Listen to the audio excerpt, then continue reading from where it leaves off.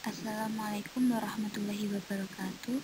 Kami dari kelompok 2 yang beranggotakan saya sendiri, Nona Intira dan Nanda Duyanwari yang akan mempresentasikan tentang tindak pidana pada mata kuliah hukum pidana.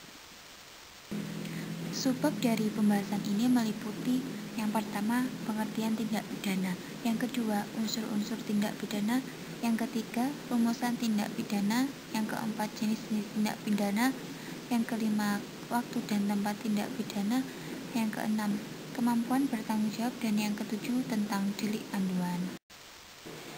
Pembahasan yang pertama mengenai pengertian tindak pidana. Di dalam Kitab Undang-Undang Hukum Pidana, tindak pidana dikenal dengan istilah terberfait. Istilah tindak pidana atau perbuatan pidana meliputi yang pertama, terberfait, yaitu peristiwa pidana. Yang kedua, Strafverhandlung, yang diterjemahkan dengan perbuatan pidana, dan yang ini digunakan oleh para sarjana hukum pidana di Jerman. Dan yang ketiga, Criminal Act, yang diterjemahkan dengan istilah perbuatan kriminal. Delik atau di dalam bahasa Belanda yang dikenal dengan istilah strafverfeit ini terdiri dari 3 kata yang masing-masing mempunyai arti.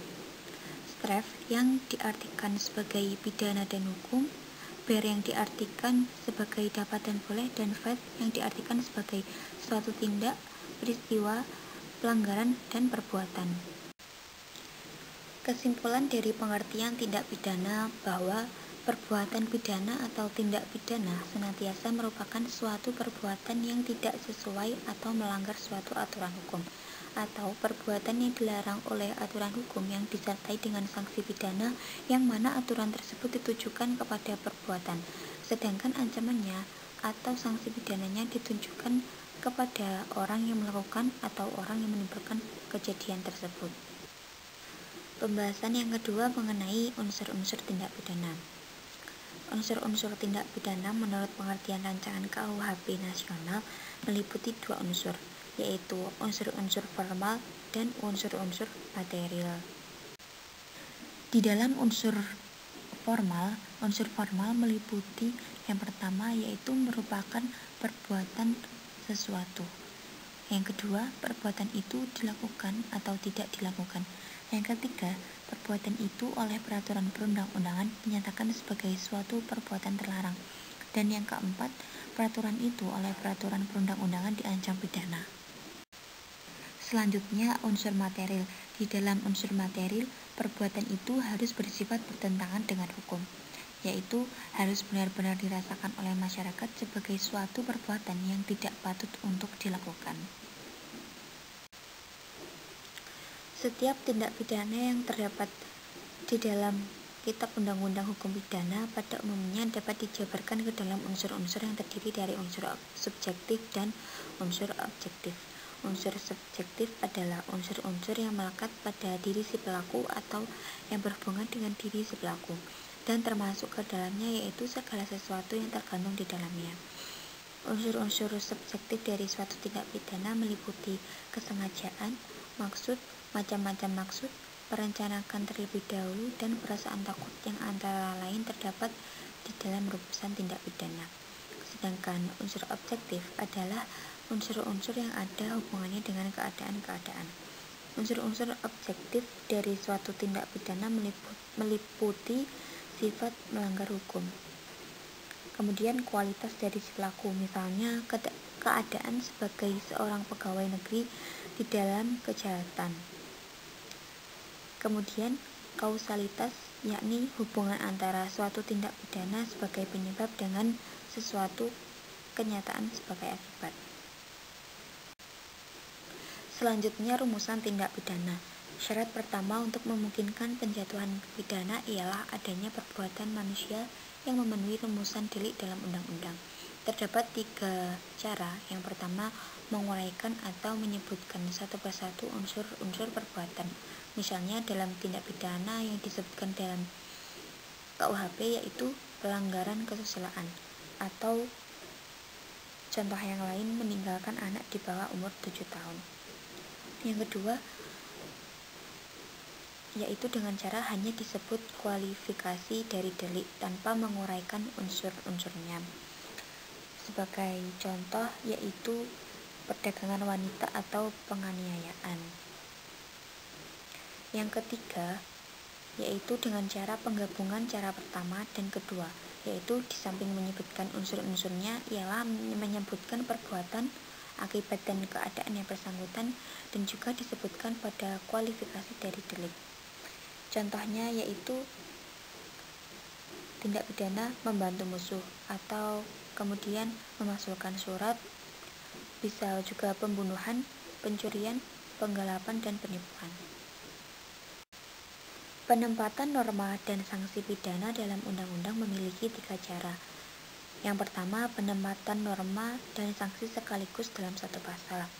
Cara ini dilakukan misalnya dalam buku kedua dan ketiga dari buku KUHP. Cara yang kedua, penempatan terpisah. Sanksi pidana ditempatkan dalam pasal lain atau kalau dalam pasal yang sama, penempatannya dalam ayat yang berbeda. Cara ini banyak yang dipakai dalam peraturan pidana KUHP, misalnya peraturan pengendalian harga, bea dan cukai, dan sebagainya. Cara yang ketiga, sanksi sudah dicantumkan terlebih dahulu, sedang normanya belum ditentukan. Ini disebut ketentuan hukum pidana blanko, misalnya pada pasal 122 sub 2 KUHP. Selanjutnya masuk ke dalam jenis-jenis tindak pidana yang dalam makalah kami terdapat 8 jenis tindak pidana. Yang pertama adalah delik kejahatan dan delik pelanggaran. Delik kejahatan adalah delik yang dirumuskan dalam buku 2 KUHP, sedangkan delik pelanggaran dirumuskan dalam buku 3 KUHP. Menurut pengertiannya,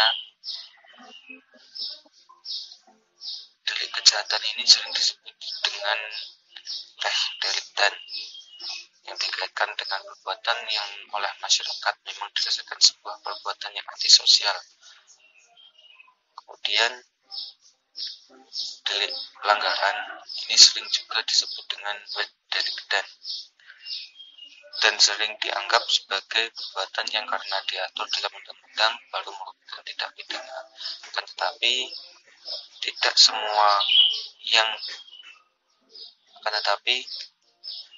sepenuhnya tepat, karena ada perbuatan yang merupakan kejahatan karena diatur dalam undang-undang. Demikian pula ada perbuatan yang oleh masyarakat dari dulu dipandang sebuah perbuatan antisosial, namun diatur dalam buku 3 KUHP. Kemudian yang kedua adalah delik formil dan delik material. Delik formil adalah delik yang penekanannya pada dilarangnya suatu perbuatan. Kemudian delik material adalah yang penekanannya pada dilarangnya akibat. Dalam hal ini, bila akibat tidak terjadi, maka perbuatan tersebut hanya berupa percobaan tindak pidana saja. Kemudian yang ketiga, delik omissions. Delik omissions dan delik komisionis per omissionem komisa. Delik omissions adalah delik yang berupa pelanggaran terhadap larangan. Delik ini dilakukan dengan tindakan aktif, baik delik tersebut dirumuskan secara material maupun formil.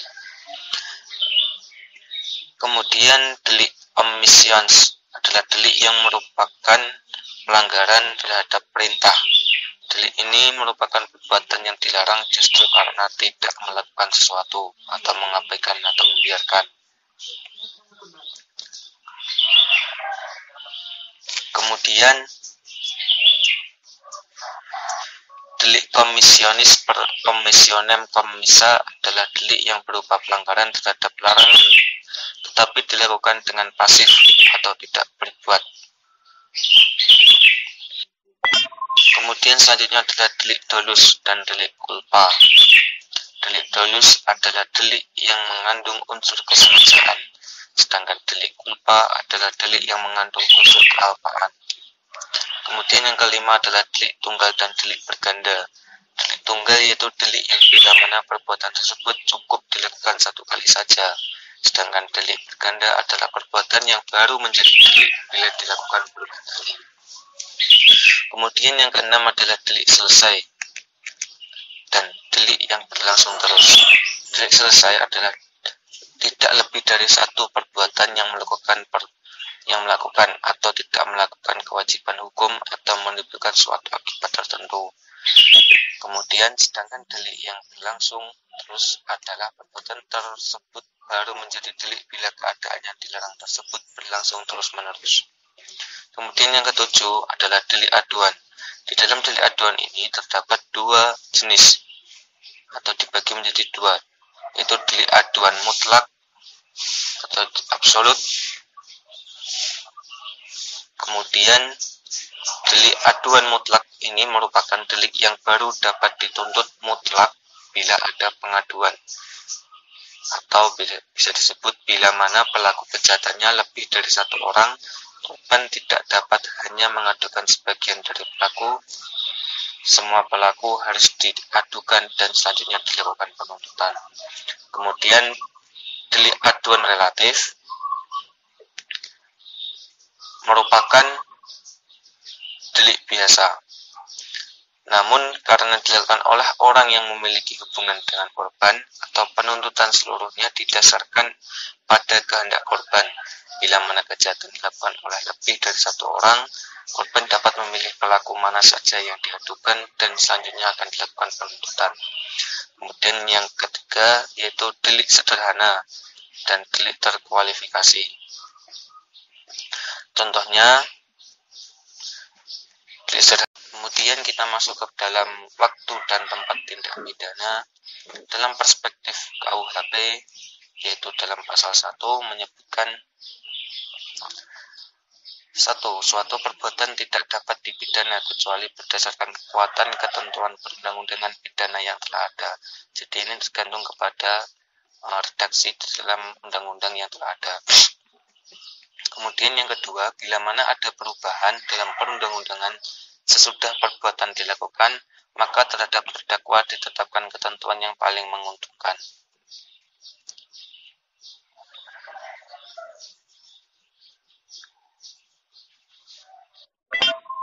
Sedangkan dalam perspektif Van Bemmelen, yang harus dipandang sebagai waktu dan tempat dilakukannya suatu tindak pidana itu pada dasarnya adalah waktu dan tempat di mana seorang pelaku telah melakukan perbuatannya secara material. Namun, pada delik material perlu diperhatikan bahwa untuk menentukan waktu dan tempat dilakukannya tindak pidana tidak hanya kemudian masuk ke dalam kemampuan bertanggung jawab. Saya mengambil perspektif dari Popper. Yang pertama, kemampuan bertanggung jawab tindak pidana tersebut yang diputuskan. Yang pertama, kemampuan berpikir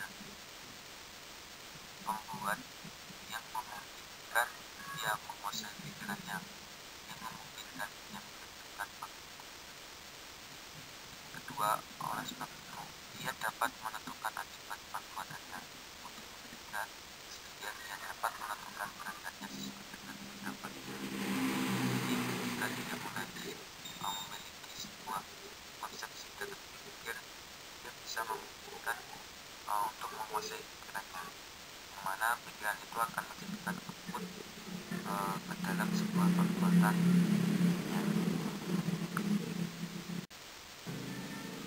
Kemudian masuk ke dalam delik aduan. Tentang delik aduan,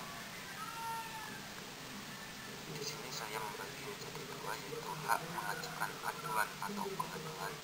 Kemudian yang kedua adalah hak untuk menarik aduan atau pengaduan. Ketika kita memiliki hak untuk mengajukan aduan atau pengaduan, ini hanya bisa dilakukan ketika terhadap sebuah kejahatan. Dalam mengetahui siapa yang memiliki hak untuk melakukan pengaduan atau aduan, maka harus kembali kepada jenis-jenis delik. Menurut jenisnya, delik aduan dibagi atas ada dua tadi, yaitu delik aduan absolut dan delik aduan relatif. Kemudian, kapan kita memiliki hak untuk menarik aduan? Sebenarnya setiap pengaduan berhak kembali dicabut pengaduan tersebut dalam tempo tidak lebih dari 3 bulan. Itu dihitung sejak saat atau dimasukkan atau menyampaikan pengaduannya nyata dicabut tersebut dan pengaduannya itu tidak dapat dilanjutkan dengan presentasi tentang